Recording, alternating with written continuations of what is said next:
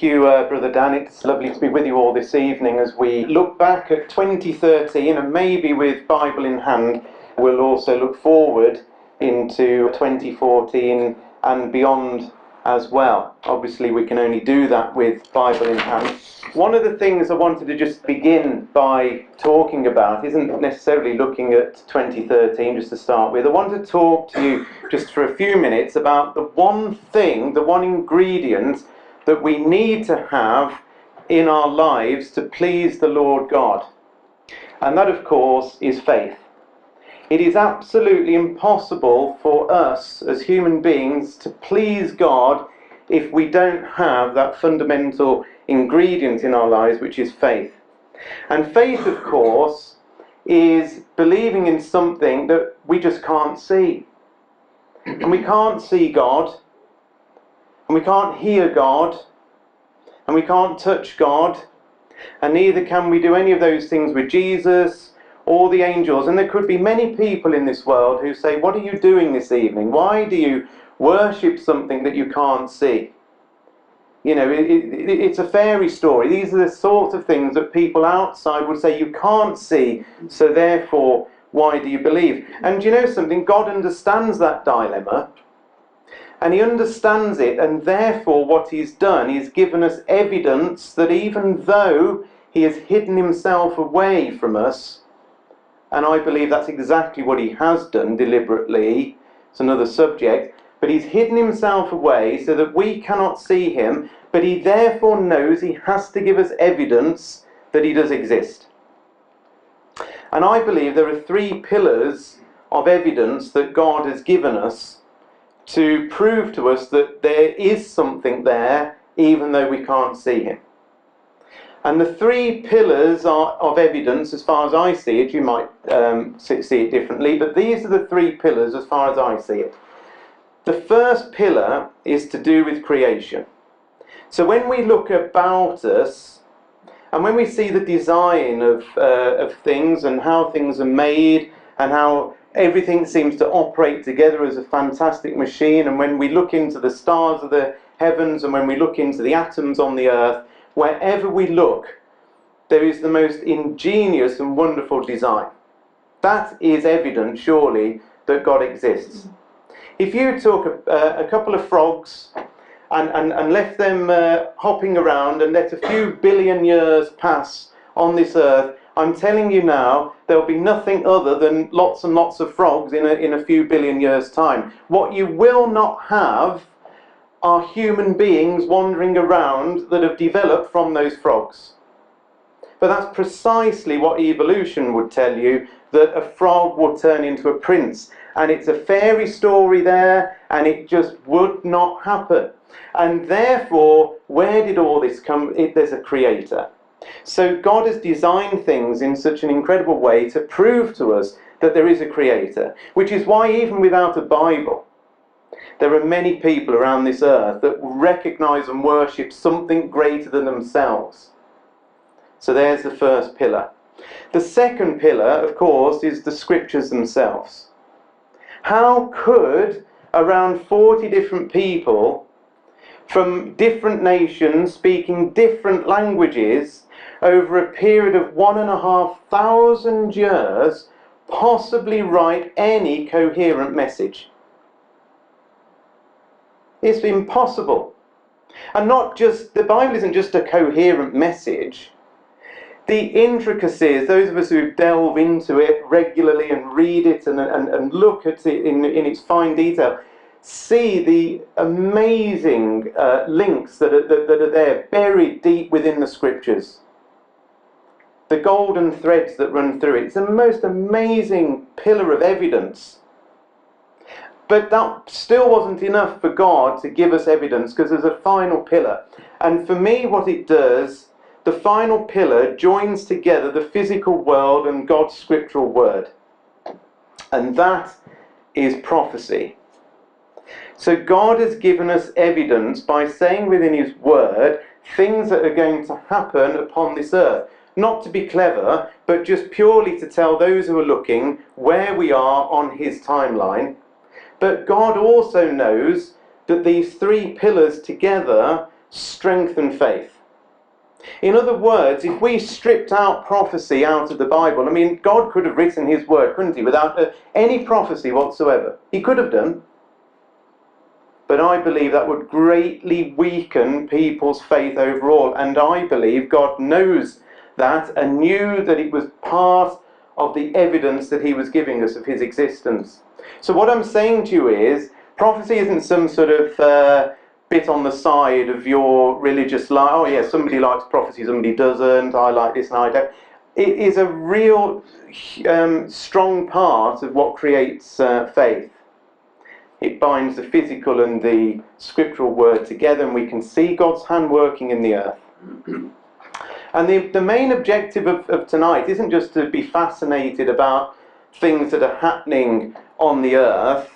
It's really to strengthen faith, which should then lead to us doing more that God wants us to do.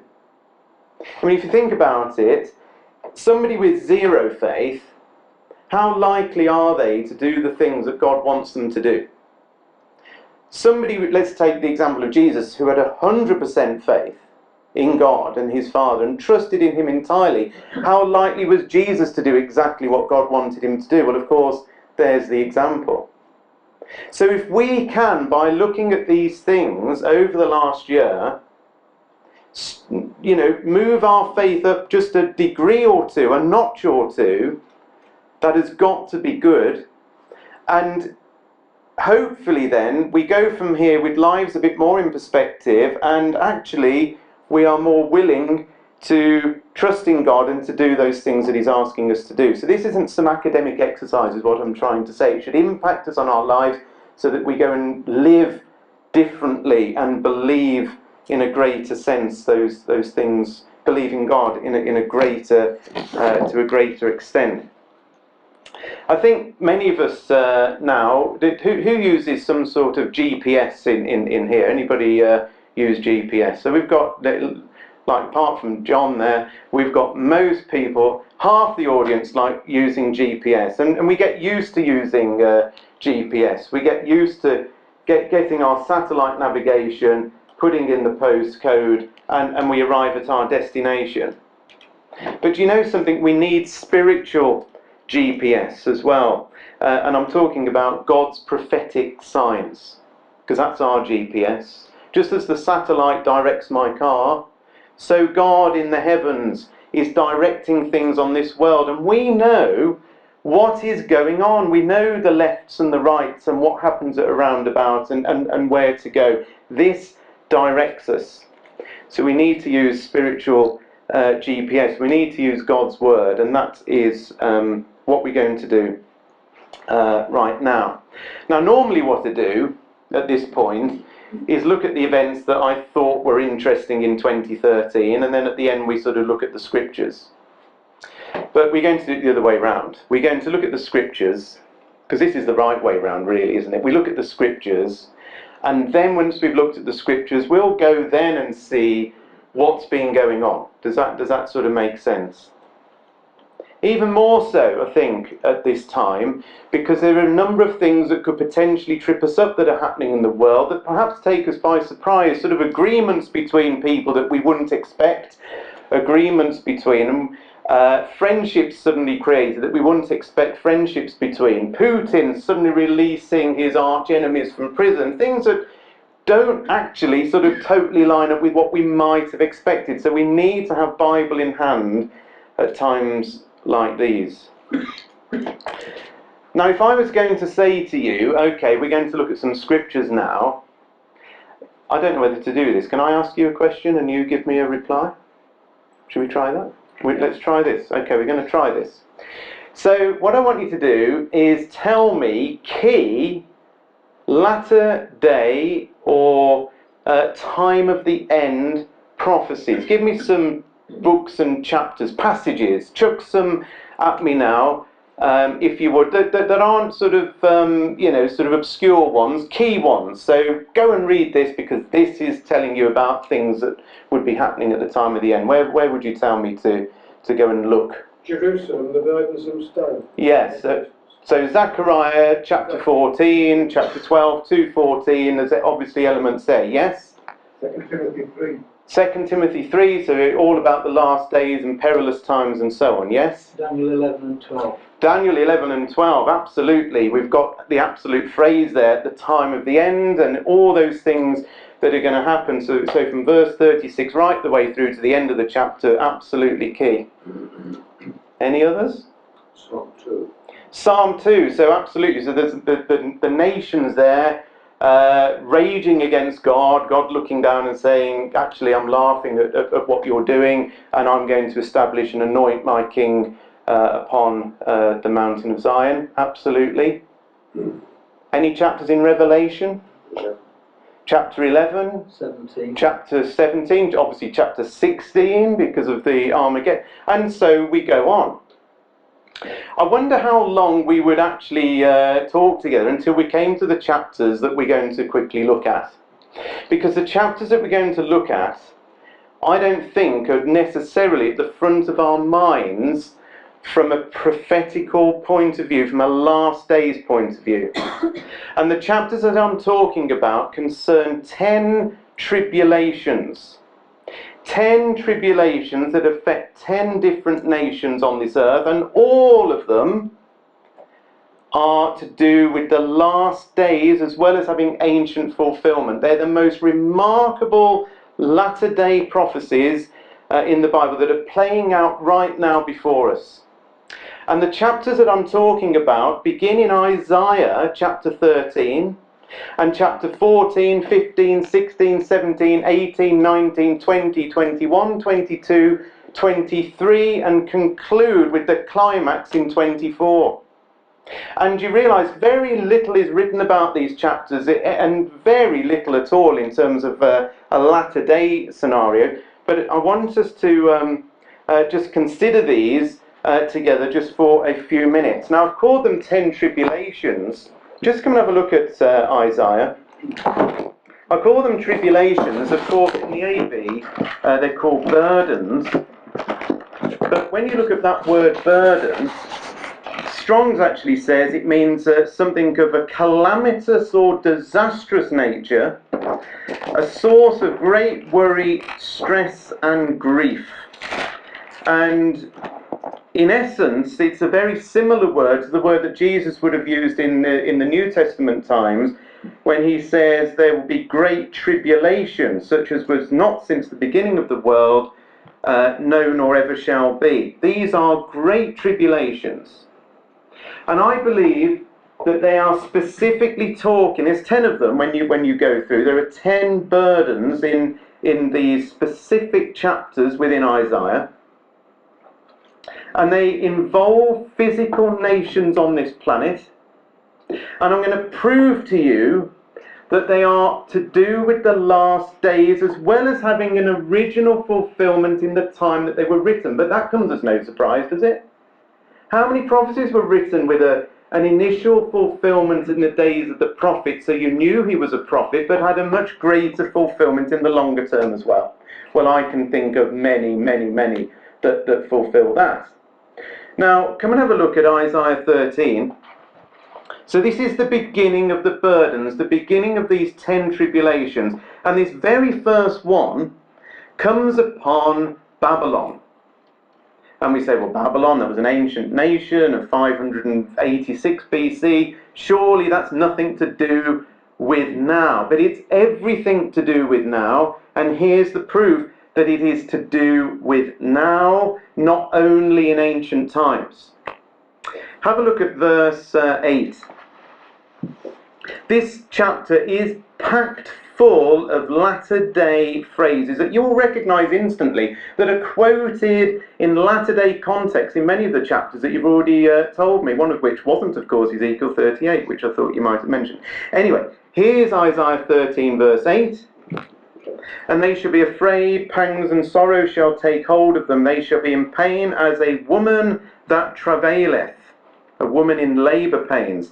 They shall be amazed one at another. Their faces will be in flames. Behold, verse 9, the day of the Lord comes, cruel with wrath and fierce anger, to lay the land desolate. He shall destroy the sinners thereof out of it. For the stars of heaven and the constellations thereof shall not give their light. The sun shall be darkened in its going forth, and the moon shall not cause her light to shine. I will punish the world for their evil, and the wicked for their iniquity, and I will cause the arrogancy of the proud to cease, and will lay low the haughtiness of the terrible. I will make man more precious, that's more rare than fine gold. Verse 13, therefore, says God, I will shake the heavens and the earth shall remove out of her place in the wrath of the Lord of hosts, and in the day of his fierce anger. And if you go through every single one of those phrases, they are all powerful, powerful latter-day phrases that are picked up by prophets of later time, because bearing in mind Isaiah was written, let's say, roughly 700 BC, well before many of the other prophets, and certainly the first of the major prophets, and many of them then pick up on these themes and develop them going forward. It isn't just one phrase, is it? There's a woman that travaileth.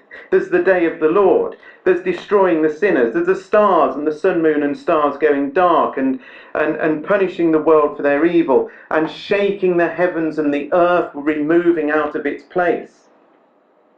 What does that make you think of?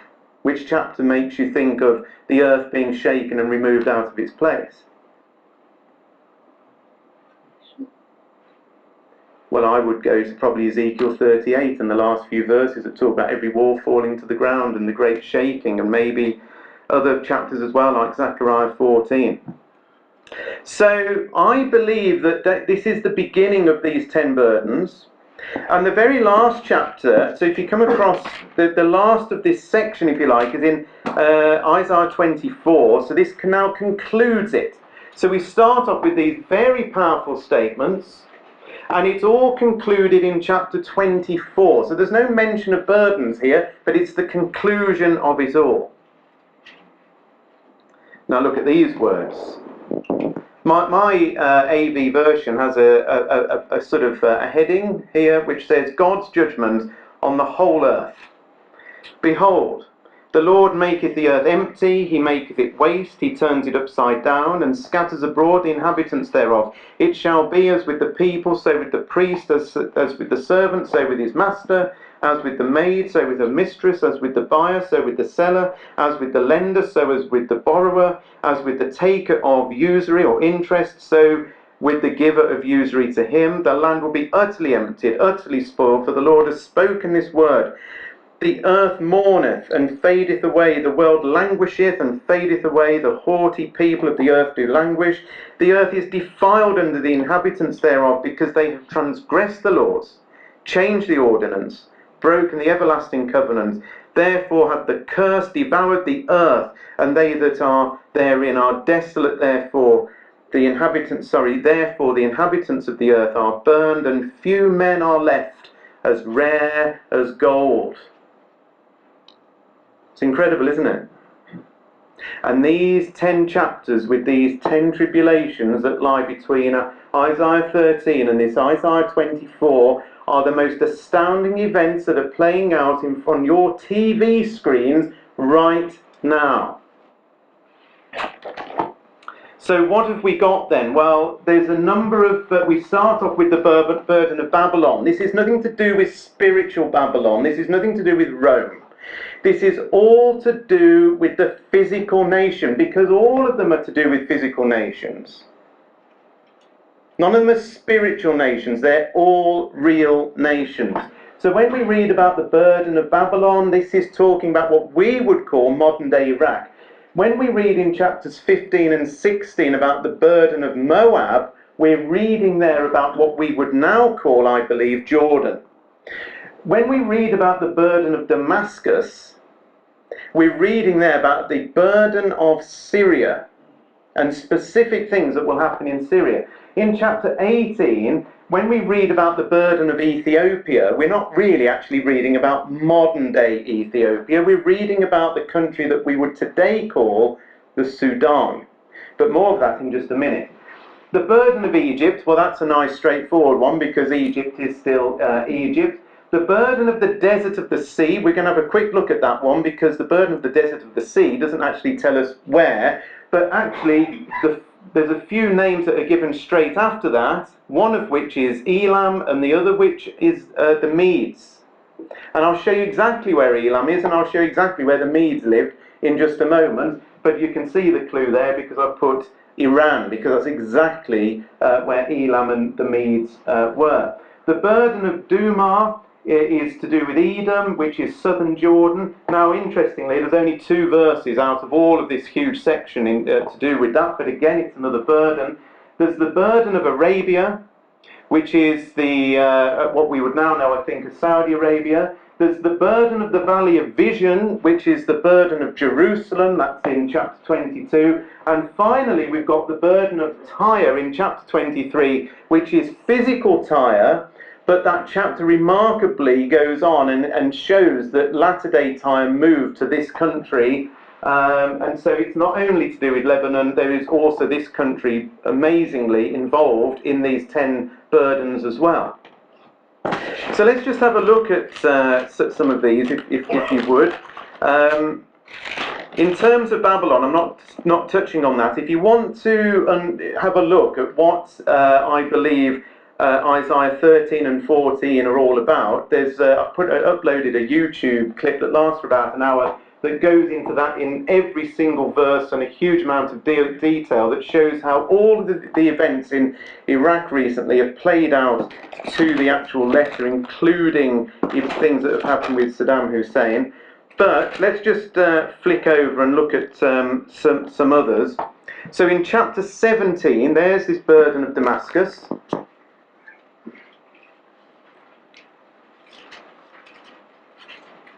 So behold, Damascus is taken away from being a city. It's going to be a ruinous heap. The cities of Aurora are forsaken. Now those cities are Jordanian cities, so there's a problem within Jordan.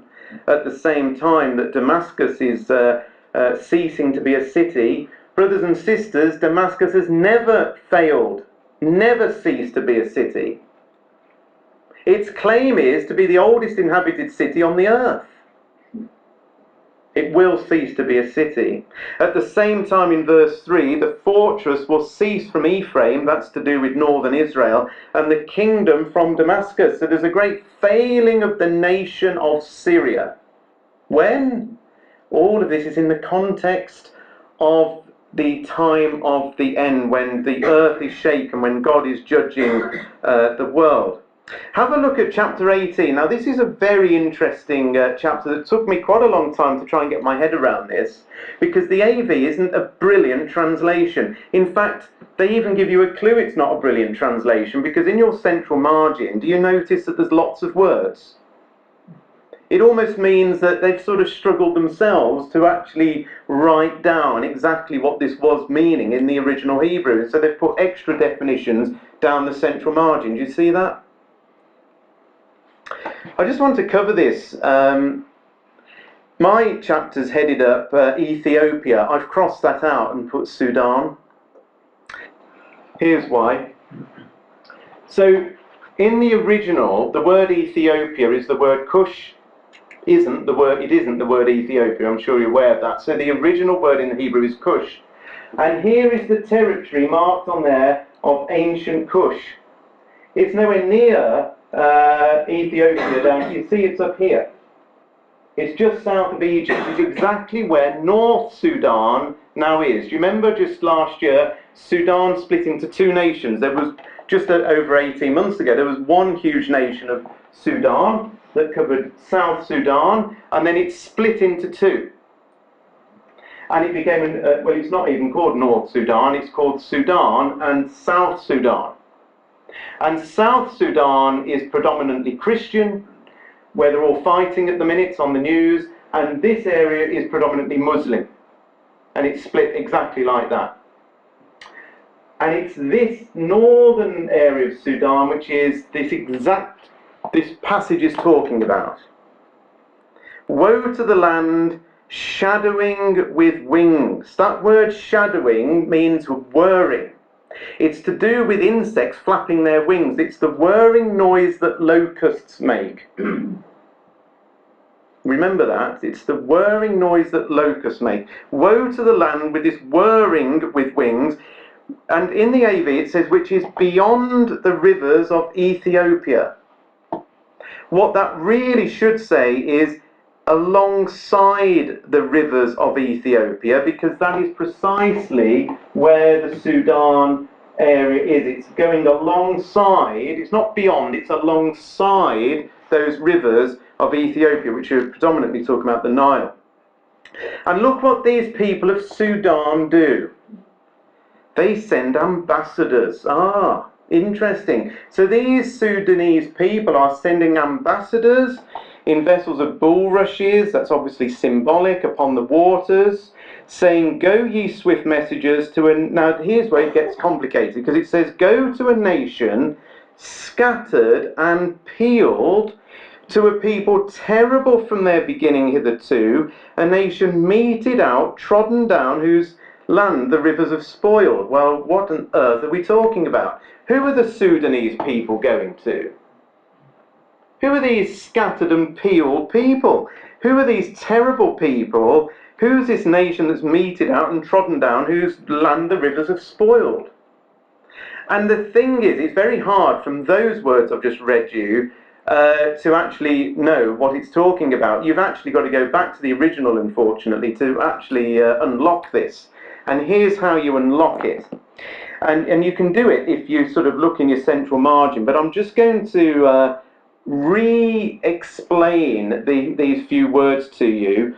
So where you've got here, to a nation scattered and peeled, that word scattered is almost always used of drawing a bow. It's something that is drawn out, not scattered. These aren't scattered people. It's when you draw a bow. It's something that's drawn out. If you drew a sword or drew a bow, then you're drawing something ready to fight. And actually, the word peeled, only used a few times in the Old Testament, but it literally means to be polished or furbished. In other words, if I was to pull out a sword which was polished and furbished, then I'm ready for battle. These are warlike people that are drawn out, ready to fight. These are an aggressive people that the Sudanese go to. And in fact, if you look at all the references to that word peeled, you'll see that they're all to do with swords and polishing and getting ready for war. And this nation is meted out. And basically, I think in your central margin there, can you see there, in my central margin, it says a nation of line, and treading underfoot. Does yours say something like that? Yeah. This is ranks of people that aren't being trodden down, but are treading down. This is an army that's drawn the sword, ready for battle, and there's line upon line upon line upon line of them, and they're treading down as they go. The Sudanese are going to a terrible people who are getting ready for war.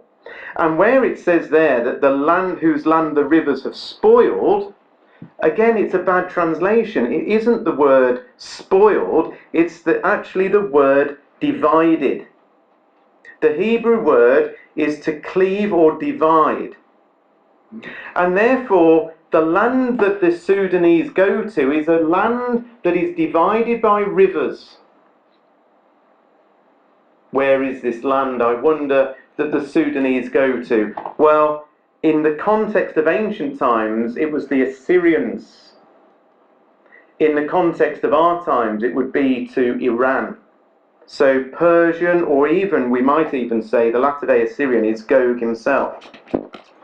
So there's a bit of explanation here. We're looking for, if I just page back up, so we are looking for the Sudanese nation to be sending messengers to the area of the ancient Assyrian over in what we might now call modern-day Iran. Chapter 19 is a simple one because there isn't a great deal of additional explanation needed. The burden of Egypt. The Lord rides into Egypt on a swift cloud. Egypt is moved at his presence. Verse 2, I will set Egyptian against Egyptian. They'll fight every one against his brother, every one against his neighbour, city against city, and kingdom against kingdom. In verse 3, the spirit of Egypt will fail in the midst of it. Verse 14, the Lord has mingled a perverse spirit in Egypt. Verse 4 tells us that one day a fierce king will rule over the Egyptians. And one of the only other times that that word fierce is used is in Daniel chapter 8 verse 23, which uses exactly the same word fierce, but this time is talking about the latter day king of the north, Antiochus Epiphanes, who is the latter day Putin of Russia. The fierce king that will rule over the Egyptians is Russia when it comes down and controls Egypt. Daniel chapter 11 says that Russia will come down and control Egypt. There's chapter 19. Chapter 21, we've got the burden of the desert of the sea. Now, where is this burden of the desert of the sea? Well, we then read, as whirlwinds in the south pass through, so it's something to do with the south, it comes from the desert, from a terrible land. It's the same word terrible that we read before. Do you remember it said about the Sudanese going to a terrible people, and here is a terrible land? A grievous vision is declared unto me, the treacherous dealer dealeth treacherously. We've got somebody dealing very treacherously. Where is this treacherous person? And where is this person that's acting in such a deceitful way? Where we find out in the same verse. Go up, O Elam, besiege, O Media. Here is the map. Okay, so I don't know if you recognise this because it's zoomed in quite a bit, but this is the Persian Gulf. On this side we have Saudi Arabia, all desert. Over here, pretty deserty as well, we have Iran. Elam is actually on this map. It's southwest Iran is Elam. The Medes were the rest of Iran. So what we're reading about in verse 21 is a treacherous dealer in the land of Iran. And we once again read of pangs have taken hold upon me in verse 3 as pangs of a woman that travaileth, and so on. So we could spend a whole night on each of these chapters. I'm just trying to give you some inkling of what's going on here. In fact, Elam turns up again, look, in chapter 22, which is about the burden of Jerusalem. Have a look in verse 6. This is all about the burden of Jerusalem. It doesn't take long to work out it's Jerusalem, because in verse 2 it talks about the joyous city, and somewhere else it actually names Jerusalem. I think it might be verse 10, but have a look in verse 6. In amongst the burden of Jerusalem, who've we got sat there but Elam? Southwest Iran crops up again.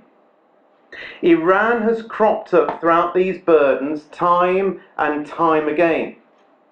The first time it cropped up, and I didn't show you this, was in Isaiah chapter 13 and in verse 17, where it talks about, I will stir up the Medes against them. The Medes are the Iranians. So God says, I'm going to stir up Iran.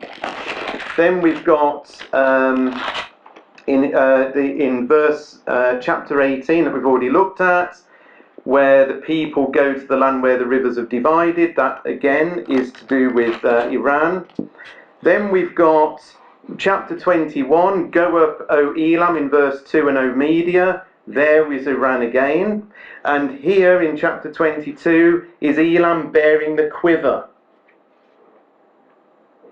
shooting bows and or arrows. You don't shoot bows, do you? You draw bows and shoot arrows. And there's Elam again. See how much Iran has filtered through all of these chapters. And then finally, which we haven't got time to look at, but again, if you want to look at chapter 23 in all its detail, I've done a YouTube on that. You can go on And if you put in the role of Britain in Bible prophecy, you'll find it on there, and it goes through all of the verses and shows you hopefully some pretty remarkable things, because all of this is happening now. And then finally we've got chapter 24, where God judges the whole earth, that we've already read. So 10 tribulations, 10 nations. These tribulations are affecting not only their own nation, but they are a wider problem to the surrounding nations and the world. Now, with all of that in mind, let's have a look at 2013, shall we? This is The Economist. So this is back on February the 23rd, and this was their front page. So which chapter would we be looking in to read about this? Chapter 17. Damascus is taken away from being a city, a ruinous heap. And notice in verse 3, the kingdom would cease from Damascus. So there's a complete failing of the nation of Syria. And what an incredible picture that is on there. Pretty powerful image there. The oldest city in human history is on the verge of being ravaged by war. That was on March the 18th. We've got Assad. Syria's fall could trigger regional domino effects. So the world was saying, yes, we can see the fact that it could lead to a much greater problem for the world. We can see this as a tribulation for the world, can't we? If ever there was a tribulation for the world, is Syria it? Certainly looks like one, doesn't it? Obama, now this is interesting, Obama sending 20,000 troops surge to shield Jordan. Jordan is one of the few nations that really hasn't kicked off yet in terms of these tribulations. It's chapters 15 and 16 to do with Jordan. It's still to happen, I believe, because all the others, we've got ticks next to them as problems that are occurring. Could Syria ignite World War III? That's the terrifying question, as the hatred between two Muslim ideologies sucks in the world's superpowers. So we were, weren't we, on the very brink. Do you remember all of this happening on the news? It felt like any minute there was going to be some sort of military action by America and Britain. And then we got to that crucial point where there was this attack by Syria upon the opposition using chemical weapons, where 1,300 people were killed. That was on August the 21st, and that really then galvanized Britain and America especially to do something about it. So it almost got to the crunch where, if you remember, in this country, Cameron was really trying to push the UK Parliament through to go to war against Syria, or at least launch some attacks. America was reaching a similar conclusion, and then a vote was taken in the UK. It went against Cameron, and the whole thing began to dissipate. And that then led to this sort of quite remarkable agreement at the time between Russia and America, who made this agreement that Syria themselves would hand over their chemical weapons. And the world went from on the absolute brink of a world war to a defusing of the situation at that time. Now, what intrigued me about this video is that this is prime time television in America.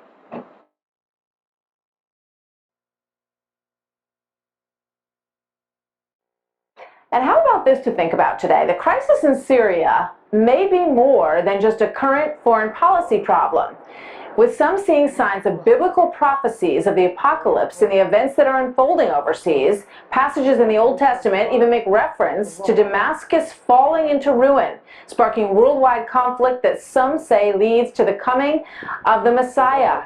Joel Rosenberg is a former aide to Israeli Prime Minister Benjamin Netanyahu, and he is a Middle East analyst and has written several books on this issue. Joel, welcome. Good to have you with us today.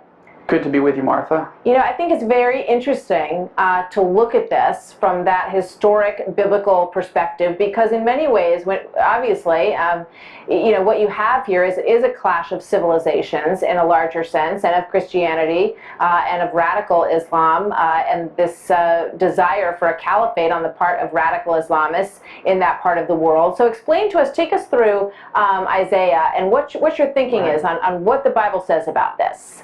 Well, Martha, it is fascinating. We don't know for certain that the current events are definitely going to play out to be the fulfillment of Bible prophecy, but the implosion of Syria definitely has people interested.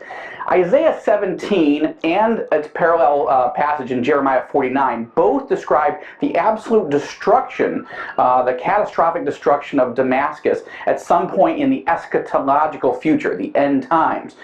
Isaiah 17 verse 1 says, Damascus will be removed from being a city. One translation says it will cease to be a city. Now, Damascus has been attacked, it's been conquered throughout history, but it's never been removed as a city. It's one of the oldest continuously inhabited cities on the face of the earth, first mentioned in the Bible in Genesis, and now we're still talking about it today. Interesting, isn't it? Can you imagine seeing that on our news?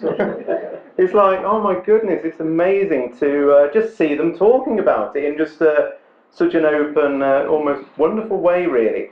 So there we are with Syria. So you tell me, where does this end up? We've got this sort of so-called agreement. Do we think it's all going to end up with everything working out peacefully? Or do we believe God and say, despite this tentative agreement, are these words still to come to pass? It's almost like God's tested us to some extent. Look, I've written this down, you thought it was going to happen, and now what do you think? Do you still believe in me? Or are you going to believe in Obama and these promises? Interestingly, of course, we now look at Egypt. Egypt's chapter what? 19. Now, I'm not going to give you any headlines of Egypt. I'm going to play you a 2-minute video clip which sums up what's happening in Egypt far, far better than I could.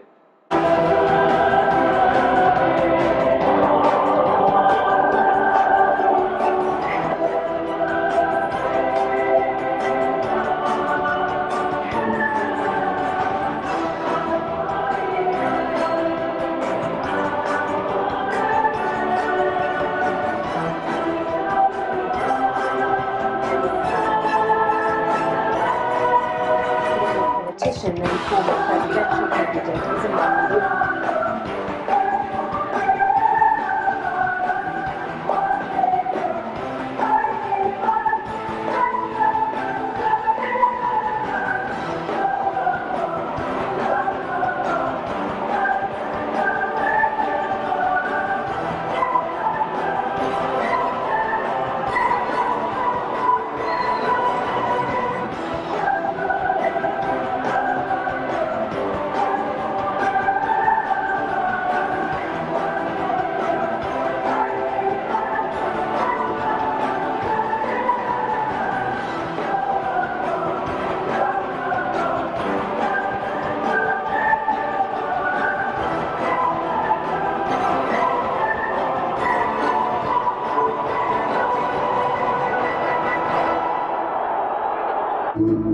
Egypt is on the brink of a volcano. That scary declaration today from Cairo, as hundreds of thousands of protesters again march across the country, demanding that President Morsi step down.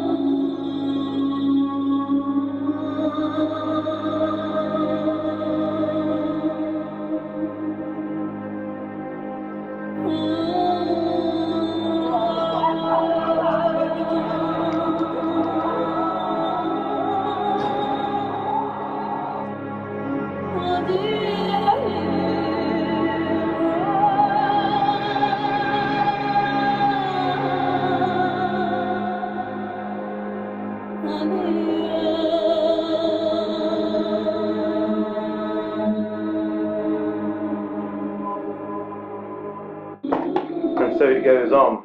They're pretty powerful pictures, aren't they? And do you not think, when you're reading there in Isaiah chapter 19, that these things are not playing out before your very eyes? I will set Egyptian against Egyptian. A perverse spirit is there in the land of Egypt.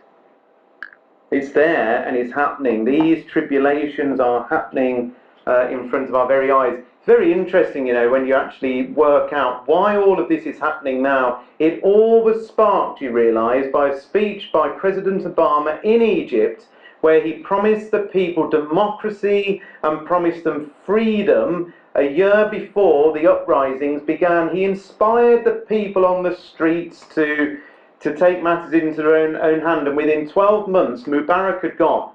Mubarak was then replaced by democratic elections, the first in Egypt's history. In all of its history of millennia, the first democratic elections were held last year, and President Morsi got into power, Muslim Brotherhood leader. Within 12 months, what we've just seen there, all of that rioting, deposed their first democratically elected leader. He is now holed up in terms of locked up, and he's under, and they've just announced that the Muslim Brotherhood is an illegal organisation. But the trouble, you can see, is on the streets. It's headline news even today. There are more killings, more violence. The whole place is in turmoil. It's exactly what God said would happen. It's a terrible tribulation. The world hasn't got a clue how to work or sort this one out.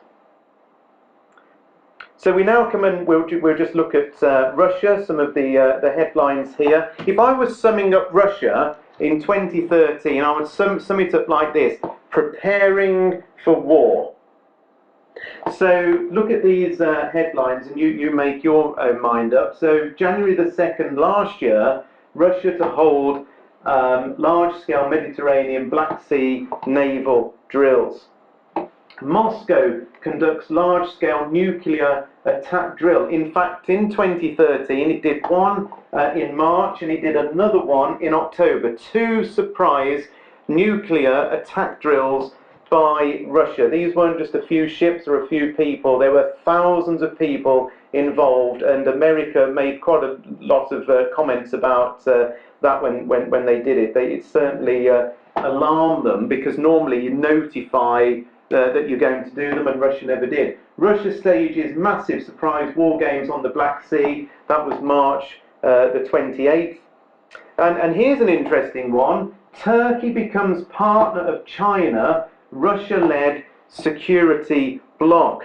Now, what this particular article went on to say was that the president of Turkey was totally now realigning himself away from Europe and to the Eastern Bloc of nations, Asia and Russia and so on. It's a massive political earthquake and shift with Turkey straight over into the hands of Russia.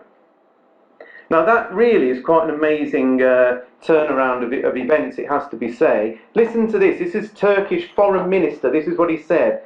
This is an historic day for us. I can't read his name. It's Ahmet something or other, after he had signed this memorandum. Now with this choice, Turkey is declaring that our destiny is the same as the destiny of the Shanghai Cooperation Organization countries.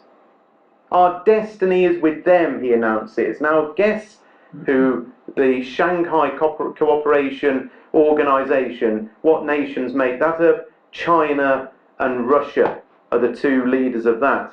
Why is that interesting? Well, of course, in Ezekiel 38, it tells us that there's a nation that's involved with Russia, and that nation that's involved with Russia is from the North Quarters, and it is Togarmah. In verse 6 in Ezekiel 38, you'll read there that Togarmah joins forces with Russia.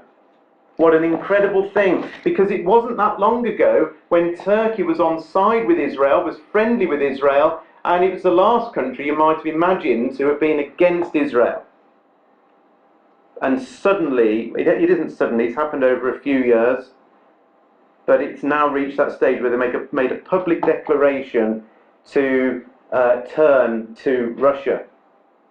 Not only has Turkey turned to Russia in 2013, but also the Ukraine. Look at this for a headline.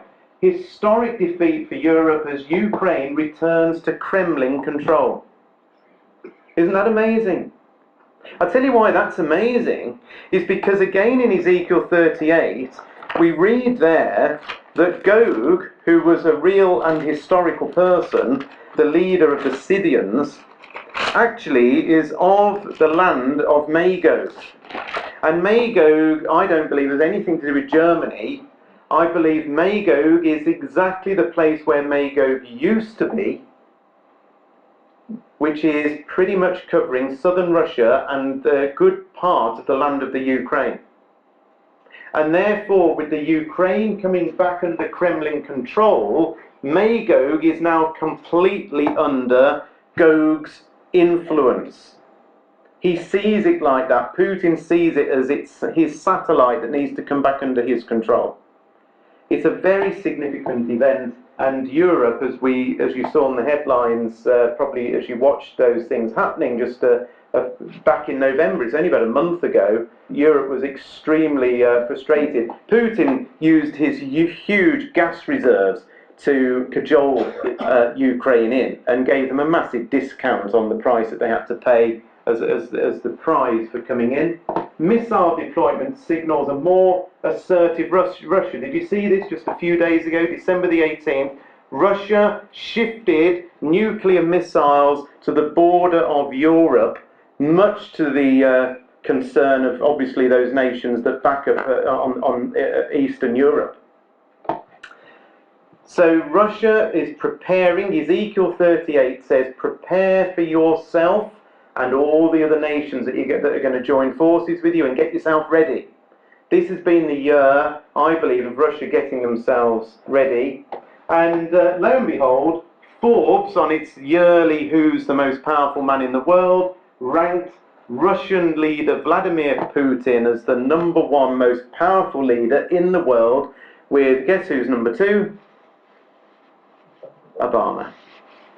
Last year, the year before, Obama was the most powerful. You would expect him to be the most powerful. Now they say it's Putin, mainly because of his new Middle East influence over all these deals with Syria and Iran.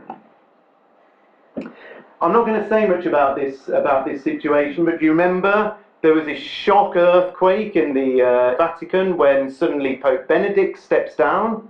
First time pretty much ever in the history of this false religion. And here's this new Pope, Pope Francis. And I just wanted to show you this picture, because these are pictures of all the kings of the earth and all the religious leaders. Well, it's not all of them. I could have put pages of photographs up of him meeting all the world leaders. These are just a few. What does the Bible say? The kings of the earth have committed fornication with the harlot of Rome. What an incredible picture. They've all rushed to his seat. Rush to influence him. Why? Because he controls 1.2 billion people on the planet. That's why they rushed to see him. If it was the size of the Christadelphians and there was 200,000 people, are the kings going to rush to see somebody to do with it? No. It's billions of people that matter. Anyway, back to another new face. This is again a new face for us in 2013. So Ahmadinejad, that we grew to know through his outlandish comments, suddenly is off the scene, and now a much nicer man is in Iran. Rouhani, this is a much more decent fellow. He doesn't talk about wiping Israel off the map. He does announce and vows his support for the Assad regime, so that hasn't changed. And other things sort of haven't changed as well. Iran and Russia expand defense ties. So Iran and Russia working together here, exactly like we'd expect from Ezekiel 38, that talks about the first nation on the list of nations that joins Russia is Persia, Iran. So even with this nice sounding Rouhani who makes all these nice noises, in fact behind the scenes he says, I still support Assad, and actually we're getting closer ties with Russia. So what then happens is Obama now takes another gamble. So he's gambling over Syria, he's now gambling over Iran. There's a lot of gambling going on, isn't there, in the Middle East right now? Just come with me just for a second. I need to just show you this because I just think it's just amazing. That's if I can find it. We've already read it. It's in Isaiah. So come and have a look at Isaiah. Yeah, here it is. Chapter 21. Do you remember I said that this chapter is talking about southwest Iran. He's talking about Iran, because if you look in verse 2, it says, "A grievous vision is declared unto me, the treacherous dealer dealeth treacherously, and the spoiler spoileth. Go up, O Elam, besiege, O Media." The treacherous dealer is in fact Iran, it's Elam and Media. They're acting treacherously. Obama's completely and utterly taken in by this Rouhani guy. God says they're acting treacherously. And what are they going to do? Well, it says what they're going to do. It says, "Pangs have taken hold of me," in verse 3. "Pangs of a woman that travaileth. I was bowed down at the hearing of it. I was dismayed at seeing it." And when you read through, you'll see, and from the other passages, that they bring great destruction. These people are acting treacherously. So here's Obama. Have a listen to what he had to say. In the US, President Obama is also sounding cautious, but there's a tantalizing chance that an agreement on Iran's nuclear program could become something much bigger. If Iran seizes this opportunity and chooses to join the global community, then we can begin to chip away at the mistrust that's existed for many, many years between our two nations. The Americans have an uphill job selling the Geneva deal to their allies in the Middle East. On the other side of the Gulf, Saudi Arabia believes Iran is misleading America and its Western allies. The Saudis and the Iranians are in their own Cold War. In Syria, the Saudis back the rebels and Iran backs the regime. Israel has said it's not bound by the deal. It could try to block any permanent agreement with Iran that doesn't dismantle Iran's nuclear facilities. Just have a listen to what Benjamin Netanyahu, the Israeli Prime Minister, says about this deal. Last night is not a historic agreement. It's a historic mistake. It's not made the world a safer place. Like the agreement with North Korea in 2005, this agreement has made the world a much more dangerous place. I know that many share the... Couldn't be clearer, could it? What does the Bible say? He's right. It's a much more dangerous place. This gamble will not pay off. The amazing picture, this is on The Economist. This is talking about the West being weakened, especially America and Britain, because they lost all their cards when they played the game of trying to take out Assad and so on. And there's this lion looking rather sheepish because his teeth are in that glass.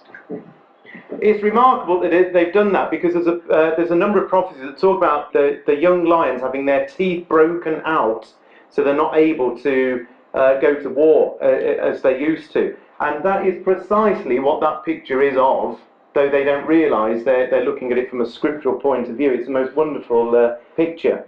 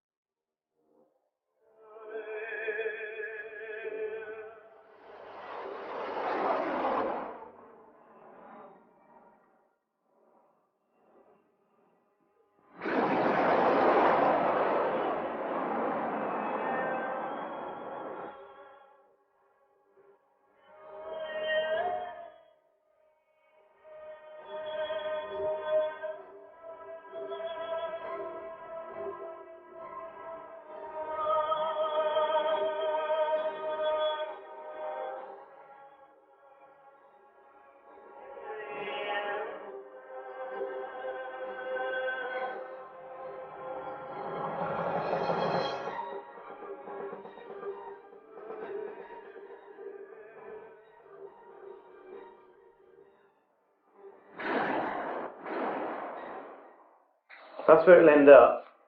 This agreement is going to fail. When? We don't know exactly, but it will do. 2 Iranian warships to dock in Sudan. So when I saw that headline, which chapter do I go and look at, do you think? Which chapter actually tells me that's a fulfillment of Bible prophecy? 18. Chapter 18. Because there's Sudan going to Iran and actually working with them. Is precisely what chapter 18 is saying. Here's another one, Sudan's political relations with Russia at its best. That was 17th of December, just a few weeks ago. The Sudan is getting very close to these 2 nations which are symbolized by ancient Assyria in chapter 18. So I just want to show you a few headlines from Israel. Now, isn't this incredible? Do you remember the locust swarm that hit Israel this year?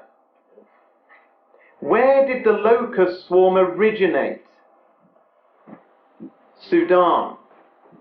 The locusts came from Sudan. Do you remember in chapter 18 and verse 1? That word shadowing meant the word whirring. And I said to you, it's used of locusts and the noise that they make as they flap their wings, the whirring of insects, the whirring of locusts. And in this very year, there is from Sudan, locusts going straight from Sudan, straight into Egypt. A locust swarm of biblical proportions strikes Egypt and then went into Israel on the Passover. Is this all this coincidence? Of course it isn't. I'll skip that video because of time, but have a look at this. So we've now got Israel. This is March the 30th. Israel facing a geopolitical tangle with natural gas. It's a really interesting article here that goes by the Associated Press that goes on and explains just what a mess Israel is finding itself in. Now it's found all this wealth because Lebanon and the Palestinians and so on and other nations and Syria are saying, well, hold on, you can't have that. It's under the sea, it's a bit near our land, and there's a lot of horse playing going on behind the scenes, and it's causing Israel a lot of problems. We know it's going to cause Israel a huge amount of problems because here is some spoil that Gog might want and come and take it. April the 28th, so we had those locusts invade Israel, their worst locust invasion in over 100 years, and then what we find on April the 28th is that there's fires burning all over Israel. Then we find suddenly that there's an announcement that the Israelis and the Palestinians are going to aim for a final status in the peace deal in 9 months. That 9 months is up in about 4 months' time, and just today on the news, I don't know if you saw it, but Netanyahu is saying he's going to go very shortly to Israel on a referendum on dividing the land.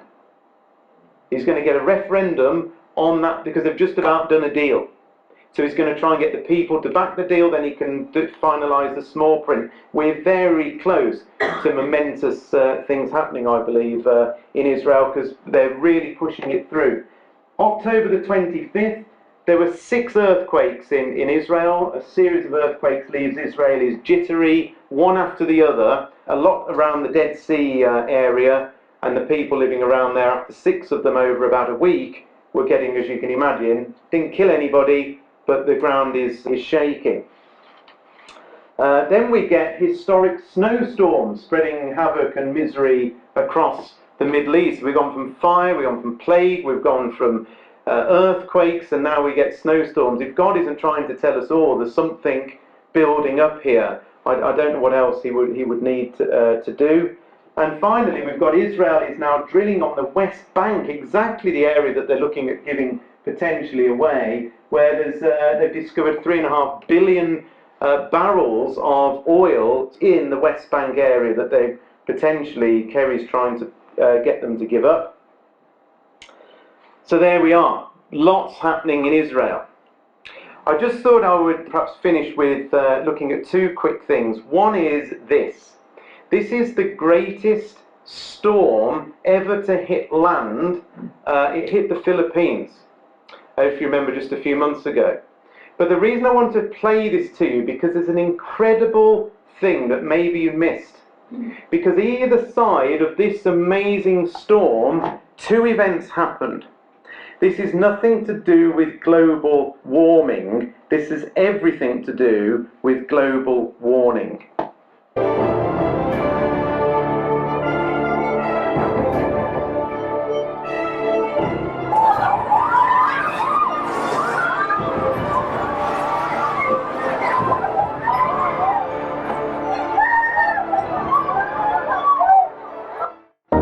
Hello, and first we need to bring you this breaking news from the central Philippines, where an earthquake, major earthquake with magnitude 7.1 has struck deep below Carmen Town on Bohol Island. The quake, magnitude 7.2, has been followed by stronger aftershocks. The epicenter was beneath the island of Bohol and close to the country's fifth biggest city, Cebu, which is a popular tourist destination.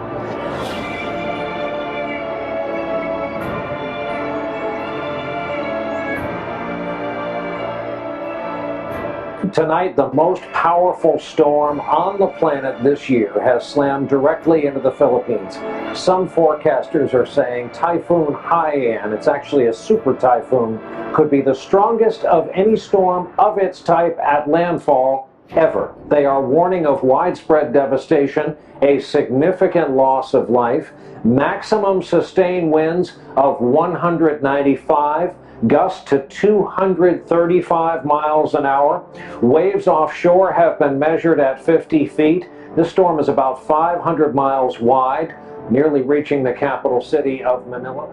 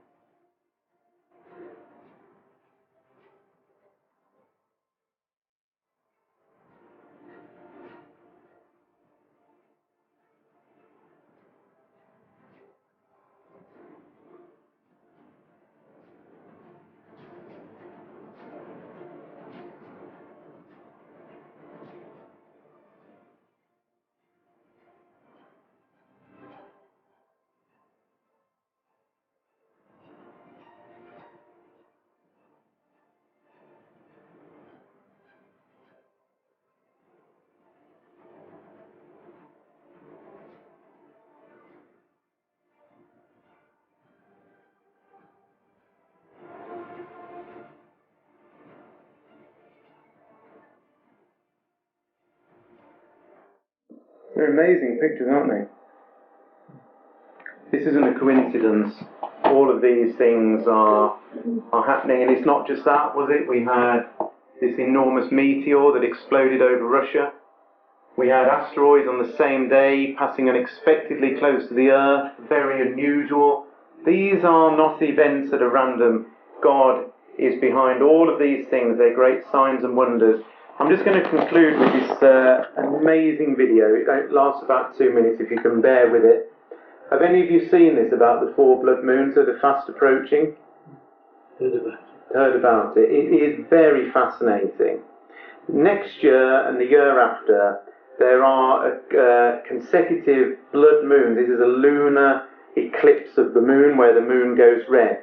What is absolutely incredible, as you'll see from this video, is that these 4 blood moons that are called a tetrad land on Jewish holy days, the Passover and the Feast of the Tabernacles. Then there's a total solar eclipse, then there's another lunar eclipse on the following Passover, and then another one on the following Feast of the Tabernacles. And just watch this, because what is amazing is when this last happened before.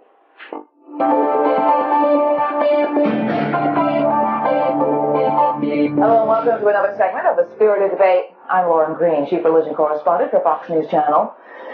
Does God use the motion of the planets to communicate with us, to announce things to come? Well, many people believe that an astronomical occurrence called 4 blood moons is a message from God. A blood moon is a full lunar eclipse, and 4 of them in a row is called a tetrad.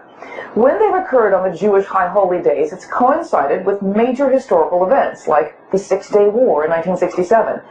4 blood moons on the Jewish high holy days has happened only 3 times in the last 500 years. The next time it occurs is starting next spring, on the Jewish Passover. Pastor Hagee has written a book called 4 Blood Moons, Something is About to Change, and he joins me now. This is fascinating, because I get a lot of books about end times prophecies and what's the Bible trying to say, and this one really fascinated me because it charts history of astronomical occurrences, the Jewish high holy days of Passover and the Feast of the Tabernacles, and these occurrences. And I want to go over just a couple of the things that have happened, because it's only happened in 3 times. 3 times in over 500 years. In 500 years. And this is confirmed by NASA. This is not something that a religious think tank put together. This is something that you can check on the internet. This is what NASA says has happened, and this is what they say is going to happen. This is, and we have a full screen up, and it's exactly what I did when I saw your book, because I wanted to verify that these things had happened, and sure enough it was. That's why I wanted to have you on.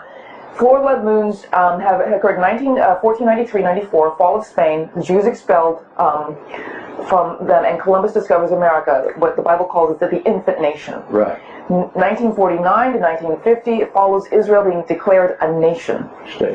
And then a nation state. And then 1967, 68, the Six-Day War. Those are the last 3 times that 4 blood moons have occurred. Right. And so the next time it occurs actually is starting next spring. Starts April the 15th, 2014, next spring, and it happens on Passover. The second blood moon next year will be October the 8th on the Feast of Tabernacles. And then in 2015, it will happen again on Passover. And then it will happen the last time, September the 15th, and that will be on the Feast of Tabernacles. The irony of what it takes to get the sun, the earth, and the moon in a perfect alignment to have a blood moon, and then for those blood moons to be on this exact date, is something that just is beyond coincidental.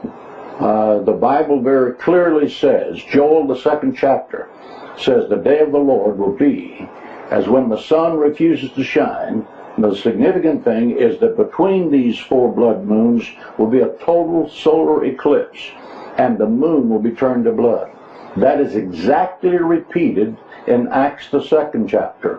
It is repeated by Jesus Christ in the book of Luke, the 21st chapter, when he said, you will see the sun, signs in the sun the moon and the stars. But that's quite interesting, don't you think, that these signs are happening? What is the chance that those dates would line up so amazingly with the birth of the nation and the war that occurred in 1949 and in 1967, and it's all happening again? In fact, you know, in the last 2,000 years, the one that's about to happen is the 8th time. So these 4 blood moons, since the time Christ was here, it's only happened 8 times.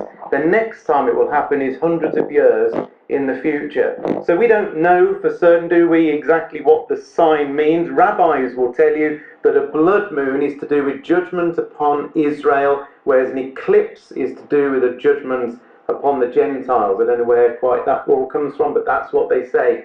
So either way, brothers and sisters, I think hopefully you've seen there's a lot going on. These 10 tribulations are all playing out. There seems to me to be no doubt that these prophecies in Isaiah are being fulfilled. What do we expect ultimately to happen? Iraq is going to be completely eradicated as a nation. That hasn't happened yet. Damascus will be as well. Israel is to be greatly weakened.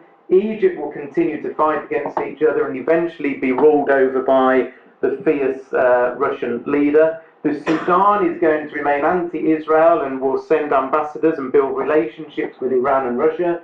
Iran will launch missiles. It is a definite treacherous thing that is going on right now. It's going to lead to great destruction, and there will also be destruction coming on Moab, which is ancient Jordan. All of these things are playing out.